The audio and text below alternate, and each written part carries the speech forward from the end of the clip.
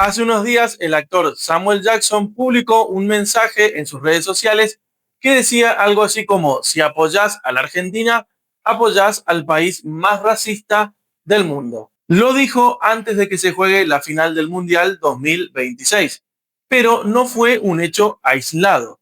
Ya durante el 2022, en el Mundial de Qatar, el Washington Post se había preguntado por qué la Argentina no tiene jugadores afrodescendientes en su plantel.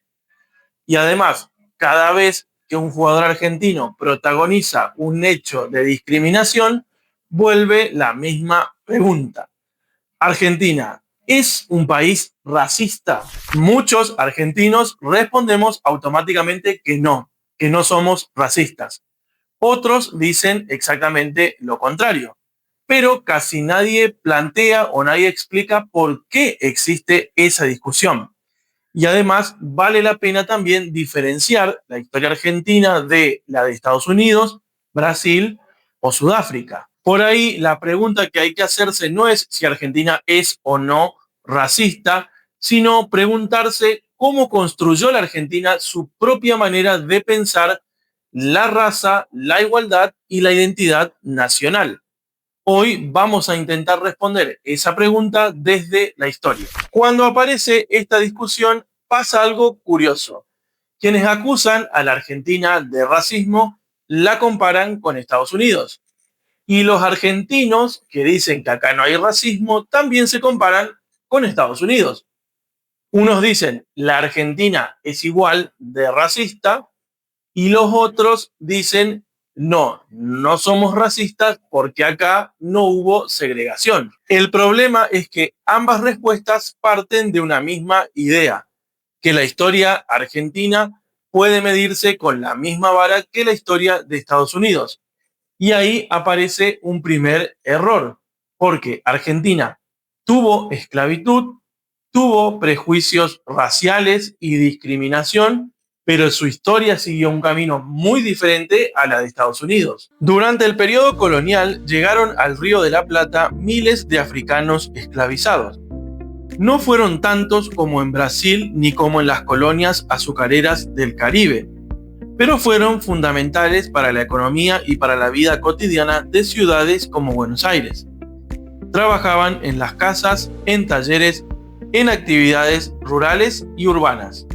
La esclavitud también existió aquí, y con ella llegaron ideas que asociaban determinados rasgos físicos con posiciones inferiores dentro de la sociedad. Es decir, el racismo argentino no apareció en el siglo XX ni en el siglo XXI, tiene raíces mucho más antiguas. Ahora bien, que la esclavitud existiera no significa que todas las sociedades americanas hayan evolucionado igual. Y acá, en este punto, aparece una diferencia fundamental. Argentina abolió la esclavitud antes que Brasil y Estados Unidos. Nunca desarrolló leyes que separara en escuelas diferentes a negros y a blancos. Tampoco prohibió los matrimonios interraciales y nunca tuvo un régimen comparable al del apartheid sudafricano. Todo eso es cierto y nos diferencia de esos casos, pero también sería un error decir que por eso acá no hubo racismo. Las formas de discriminación cambian y eso fue exactamente lo que pasó en Argentina. Entonces, si el racismo argentino no fue igual al estadounidense, ¿cómo fue? Para responder a esa pregunta, tenemos que entender cómo los propios argentinos comenzamos a imaginarnos a nosotros mismos. Y ahí aparece una idea que durante más de un siglo definió nuestra identidad nacional: la Argentina como un crisol de razas. La idea del crisol de razas es hoy en día una expresión muy criticada porque invisibilizó muchas diferencias, pero también es cierto que formaba parte de un proyecto político muy concreto. La idea de las élites argentinas era que personas provenientes de distintas partes del mundo pudieran convertirse en ciudadanos de un mismo país. No importa si venían de España, del Líbano, de Italia o de Europa del Este. La idea era que acabaran formando parte de una misma sociedad. Entre fines del siglo XIX y comienzos del siglo XX, llegaron a Argentina millones de inmigrantes de Europa. Esa inmigración transformó profundamente la composición del país, pero también fortaleció una idea que marcaría durante décadas la identidad argentina: la escuela pública, el servicio militar, la ciudadanía y la movilidad social. Todos debían integrarse a una misma comunidad política. El historiador Juan Carlos Torre resume esa cultura política con una frase muy particular y muy argentina: Naides es más que Naides. No significaba que todos fueran iguales. Argentina tuvo enormes desigualdades económicas, tuvo oligarquías, tuvo privilegios, pero también desarrolló la idea de que nadie por derecho natural podía ocupar un lugar superior en la sociedad por su origen de nacimiento. Y esto produjo comportamientos sociales muy característicos. Muchos espacios públicos como las escuelas, las universidades, las playas, los clubes, fueron incorporando a sectores populares que antes estaban excluidos, y probablemente con el peronismo llegó el momento de mayor auge de ese proceso. El peronismo profundizó esa cultura igualitaria. No eliminó las desigualdades, pero amplió derechos sociales: vacaciones pagas, acceso al consumo, mayor participación política, una creciente dignidad para sectores populares que hasta entonces ocupaban un lugar mucho más subordinado. Y en este punto aparece una paradoja muy interesante. Mientras millones de trabajadores ganaban derechos y visibilidad, al mismo tiempo comenzaron a recibir nuevos insultos: cabecitas negras, negros, grasa. Es decir, que la discriminación no desapareció, sino que adoptó otras formas. Ya no apuntaba exclusivamente al color de piel, sino que también se asociaba ahora a un origen social, a una procedencia, a una forma de hablar y de vestir, y justamente ahí empieza la explicación del racismo contemporáneo en Argentina. Hasta acá vimos dos fenómenos que aparecen como una contradicción.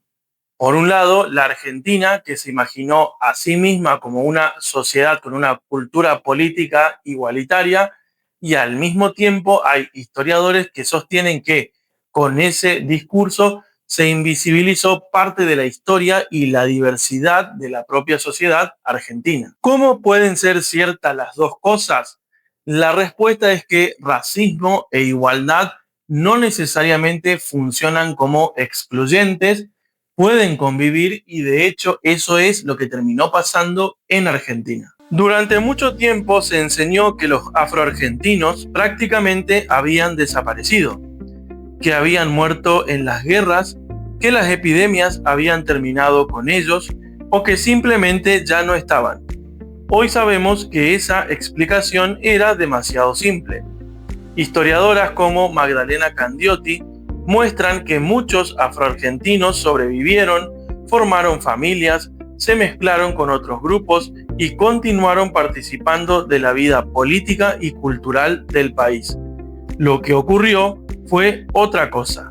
Con el paso del tiempo dejaron de ser vistos como parte central de la historia nacional. Fueron, en gran medida, invisibilizados. Algo parecido ocurrió con los pueblos originarios y con millones de argentinos mestizos. Durante muchas décadas predominó una imagen muy poderosa: la idea de una Argentina blanca, europea, distinta del resto de América Latina.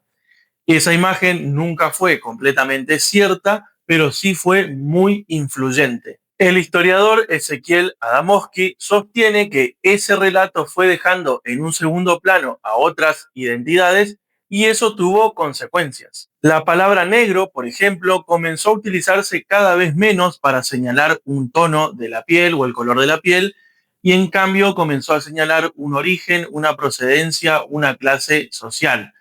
Inclusive hoy en día es muy común escuchar expresiones como negro de mierda o negro villero. Son expresiones que muchas veces no están dirigidas a personas afrodescendientes, pero siguen funcionando como una forma de ubicar y de jerarquizar a las personas. Durante las grandes migraciones internas del siglo XX, cientos de miles de trabajadores llegaron desde las provincias hacia Buenos Aires. Muchos tenían rasgos indígenas o mestizos y rápidamente comenzaron a ser llamados cabecitas negras. No era una categoría biológica, era una categoría social. El viejo lenguaje racial empezaba a mezclarse con el desprecio hacia los sectores populares. Por eso, varios investigadores sostienen que el racismo en Argentina suele expresarse de una manera distinta y se mezcla con el clasismo, con el desprecio hacia el pobre, hacia el migrante o hacia el provinciano o a cualquiera que rompa con esa imagen de una Argentina imaginada como blanca y europea. Eso no quiere decir que el color de piel haya dejado de importar. Significa que el fenómeno en Argentina es más complejo. Y justamente por eso reducir toda esta cuestión a la selección argentina termina siendo un error. Que hoy haya pocos futbolistas o ninguno afroargentino en la selección no prueba por sí solo que exista una política de exclusión racial, porque de hecho no la hay. Ahora bien, eso tampoco tiene que servir para negar la larga historia de invisibilización y discriminación que tiene nuestro país. Las dos cosas pueden ser y de hecho son ciertas al mismo tiempo. Entonces llegamos a una conclusión bastante distinta de la que suele aparecer en las redes sociales. Argentina entonces no fue una sociedad sin racismo, pero de ninguna manera desarrolló un sistema similar al de Estados Unidos o Sudáfrica. Construyó su propia historia y por eso es necesario interpretarla desde sus propias categorías y no dejarlo en manos del mundo anglosajón, que en general ignora la densidad y la complejidad del proceso histórico, como hacen los youtubers, tiktokers, influencers o últimamente los actores. Volviendo entonces a la cuestión inicial. ¿Argentina es el país más racista del mundo? La respuesta es simplemente no.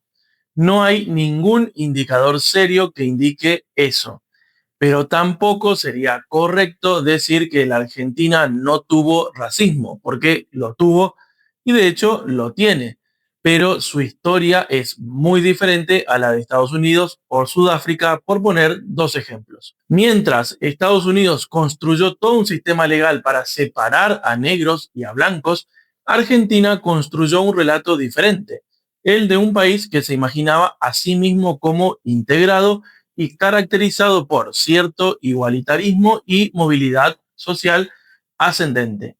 Ese relato nos permitió integrar a millones de personas, pero también dejó excluidos a algunos grupos o relegados a un segundo plano, como los afrodescendientes, los mestizos o los pueblos originarios. Samuel Jackson probablemente nunca estudie historia argentina y tal vez no tenga por qué hacerlo.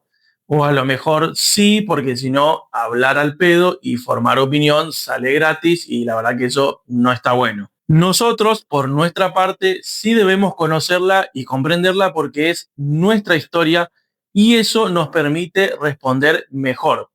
No desde el enojo, no desde un orgullo ciego, sino desde el conocimiento. Me gustaría conocer sus opiniones sobre este tema, así que los leo ahí en los comentarios. Esto fue un nuevo episodio de Historia por Doquier. Si te gustó el video, dale un like, suscríbete, comentalo, compartilo y nos vemos en una próxima entrega.